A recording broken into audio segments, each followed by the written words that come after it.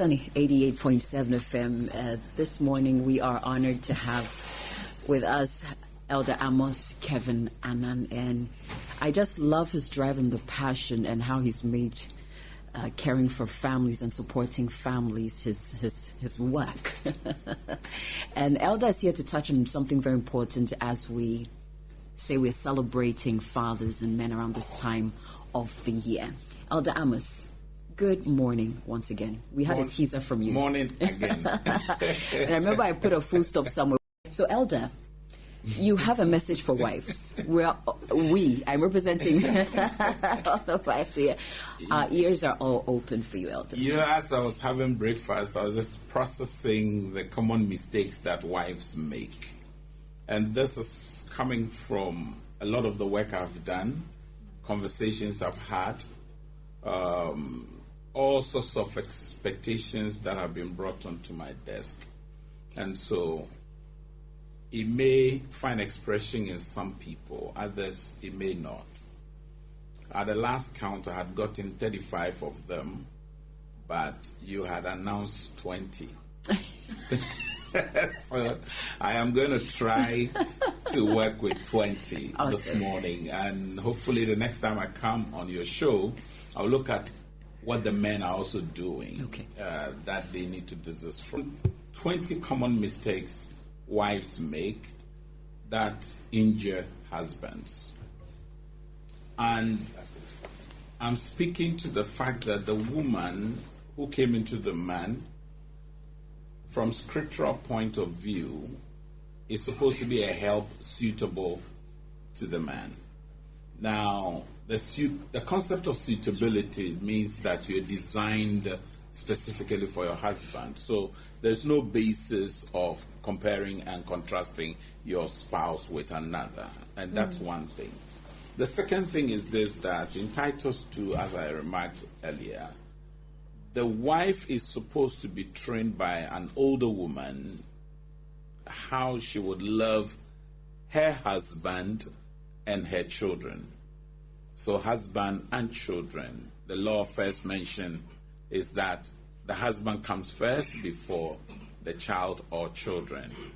Now, the third thing I want to bring in before I mention this, so that nobody misconstrues what we're sharing, is that Christian marriage is to be a prototype or a model of Christ and his church.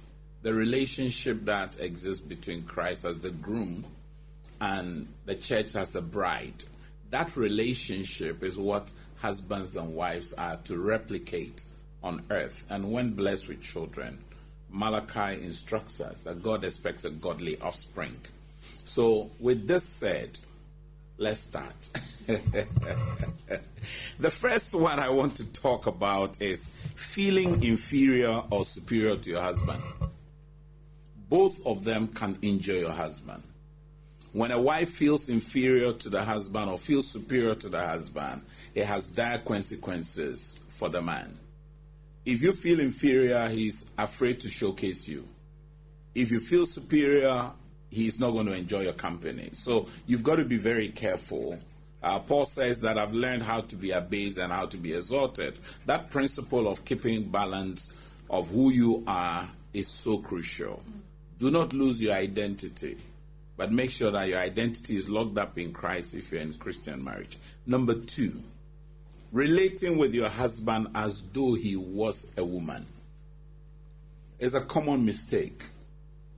You know, you expect him to think and behave and believe that because you're a woman, the way you do your things, that's how he has to do his things. No, he's a man.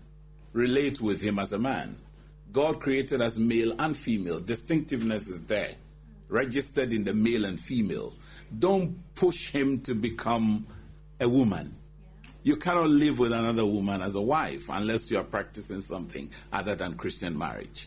If you're in a Christian marriage, for as long as you live husband and wife, he has to be man and you be woman. It does not talk about necessarily that one is better than the other or one preferred over the other. No. It is that you are male and female. And in the relationship, don't relate with your husband as though you are relating with another woman. Oh, do you have to give us an example for that? No, you see, for instance, I've seen a lot of women and heard them say, well, my husband doesn't see my point of view. Yes, he has to first try to relate your point of view to the way he sees things. That perspective is also another version of the view. What you need to do is look at where are the places where we can actually bridge the views. You expect him to shed tears all the time. He's not going to do that. Especially a lot of men have been raised not to shed tears or show vulnerability or show weaknesses. And that's very difficult for a man to do. In much the same way, a husband is not supposed to treat his wife as though, he was dealing with another man, because she's not a man. There are certain things that you can see they are cut out that men do very easily. Women have to wrestle to do it. For instance, one time I was watching a military training at the Achansi Jungle Warfare School. And these military people, they're all going through the same regimes. And one lady who was interviewed on GTV at the time said that, but the instructors, they should know we are women. You are a woman. So she's looking for a different regime. It may be the same strict training, but a regime that is modified in such a way that is suited for the woman. Now, the third one, disrespect his views and his person or personality. You see, his personality is different. His views may be different from you. His person will be different from you. Now, as you relate with your husband, remember that you cannot afford to disrespect his views. You cannot afford to disrespect his person. You cannot afford to disrespect his personality. His persona, as he stands as a being, cannot be invalidated. It is not because he has earned this much. It's not because he has attained this level of education. It's not because he comes from this reputable family that you relate with him. It's important that wives do not disrespect their husband's views, their person, or their personality. The fourth one, belittle his ability to reason, as in being intelligent. You see, sometimes some men feel that their wives treat them as though they don't have brains. It is only the wife who is rational, who is logical, who is able to reason. When you do that to your husband, you'll be hurting him, you'll be destroying him. You must get to a place where you do not belittle it. You see, there's a difference between contesting an idea and belittling someone's idea. When you start doing that to your husband, what you're actually doing is you are going to mute him for life. He's no longer going to speak because his views are not sacrosanct. His views are not virtuous. It is only your view. Everything, it is your view that is superimposed upon family decisions and choices. It's not good when men do that, but it's worse off when the women do it because they are the ones often who complain about it. The fifth one that I have here, fan into flames his weakness and his inadequacies. The man is weak in a certain area. He has a certain inadequacy. Assuming he's an insecure husband, for instance, you are earning more than he earns. And you keep harping on the fact that you earn more than him. You are far more educated than him. And you keep harping on the fact that you are more educated than him. You are more exposed, more enlightened. You have traveled widely, unlike him. When you do that, what you're doing is you are flaming up his weaknesses and his inadequacies. Some people may have weaknesses but may not have those inadequacies. Others have inadequacies that are clearly stated, can be seen, is visible. You go to a meeting, a function, and the way he carries himself, he's not groomed for, outings. When you harp on his inadequacy in that area without helping him, because your original role is actually to be a help suitable for him. So if he has that inadequacy, your help in his life is actually to compensate, to cure that inadequacy. But if all that you do aggravates his inadequacies, then you're actually rendering him less of a human. Now, the other one that I wrote here, compare and contrast him with your friend's husbands. women talk. I was listening to the two ladies before me, and they shared, the lady made a very remarkable statement, which I think I agree with her. They go to the salon to talk. I know women, I've been to salons to go and do my manicure or pedicure sometimes, and then when I go there, I see that women who are finished and they're still sitting there. Because the chatter is going on, and the guy's finished and they just walk out unless the conversation is going to benefit him. Yeah. A man is going to sit in a conversation as long as he knows he can derive benefits from it. But for women, for the company, for the association, like broadly for the network, for the connection. So that's something you want to watch. Do not compare and contrast him. Because if you compare him, you contrast him. You see his minuses and all that, because your friend's husband has done this. He must necessarily have the capacity to do the same. That's not, then you are not treating him as a unique person. Now, 7, pour cold water on his dreams and ideas. There are a lot of men whose dreams have been shelved, whose dreams have been truncated, simply because the woman in his life is not sharing in that. Anytime he shares his views, some ideas, they are seen as retrogressive instead of progressive. And that man is going to keep quiet for the rest of his life in the relationship. He has a dream. There's something he has had as an ambition, aspiration, passion, vision, a mission he wants to undertake. The best a spouse can do, a wife for that matter, is to look at how you can tweak it to make it a reality. Because sometimes men can be very idealistic, we're ignoring the little dots in there, We see the big picture. We see the big picture. So there are things that may escape our scrutiny. That's where the wife comes with a bird's eye view, where a panoramic view of what it is. She's up there in the sky and she sees, okay, if we do this, if we do that, let's ignore this. This one, if it comes in, it will mess up the whole project. Fantastic. But if it comes to the place where you're just pouring cold water, it doesn't get life of its own. And so let's wives watch that. Don't pour cold water on your husband's dreams or his ideas. 8, tell him in his face that he's an apology of a husband or a man or a father. If you look at your man and you tell him he's an apology of a man, of a husband, and of a father, you have destroyed him. It's an irreparable statement that damages a man like nothing else. I remember one time I was in Kumasi to facilitate a marriage seminar. And just when I finished, the woman was standing there wanting to talk to me. She comes and then she says,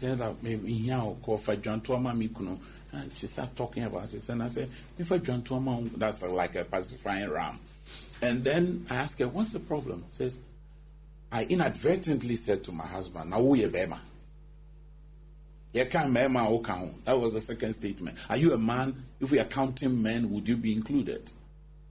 And the man had moved from their bedroom and he was sleeping in the hall for 2 years.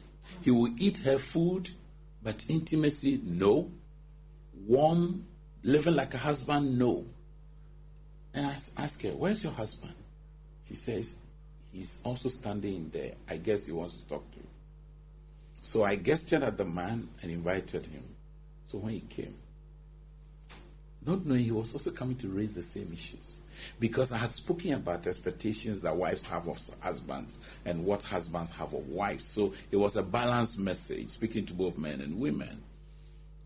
And the man suddenly felt guilty that he was helping the destruction of their marriage by being such intransigent. But he wanted me to mediate. And the wife too had come to me to mediate. What a glorious way God deals with situations. And right there, I held both of their hands and prayed with them. Today, husband and wife, they're back in their bedroom. There's something that when people allow the Spirit of the Lord to scratch where they itch, they're able to respond graciously. And the word is graciously. Otherwise, we become so legalistic and combative. Many of us have a high posture of combat. So we go home wearing our combat boots our spouses don't see. So everything they see or say, you have to counter it, shoot it down. And that's not helpful for marriage, especially Christian marriage. So don't tell your husband in his face he's a disappointment of a man, a husband, or a father, even where he's struggling to meet the needs of the home, where he's not able to pay the bills. Or don't use these words. They are damaging. And sometimes you say these things, and how to gather it back, you cannot. Okay, then the ninth one. Prioritize yourself, your career, your business, your children above him. There are too many women who are juggling. They're jugglers, fantastic, multitasking. But you see, they haven't been able to apply Proverbs 11:1, which says a false balance is an abomination unto the Lord. The scripture tells us to whom much is given, much is required. So if a woman elects to go to school as a wife, my wife went to school when we got married. When we had children, she was still in school. In fact, she's still in school. But one of the things I celebrate my wife is she's able to do all that is entrusted into her care. To the extent that I never feel neglected by my wife. Never, ever. On all fronts. It is one of the reasons why I celebrate my wife a lot, because people wonder why you come to my office, she's on my desk, you come to my social media, she's there. It's because I'm so grateful that she's held her balance. Too many women are out of balance. It's either she's giving so much to work to the neglect of family, so much to school to the neglect of children, so much work to the neglect of social connections. And if you decide to do them, there's something that was said about Jesus when he was hanging on the cross. He says he had done all things well. He had done all things well. So, not everything well, all things. All things means the ones that are entrusted into your care. Because you can't do everything well. Because you are not jack of all trade. So I want to plead with wives who are listening. If you prioritize yourself, your career, your business, your children above your husband, you will be injuring him painfully. I'll pause at 10. And then if you want to ask a question, or maybe you want to read your messages, you can. The 10th one is critique or criticize him without ever commending him. There are men who are making mistakes, doing terrible things.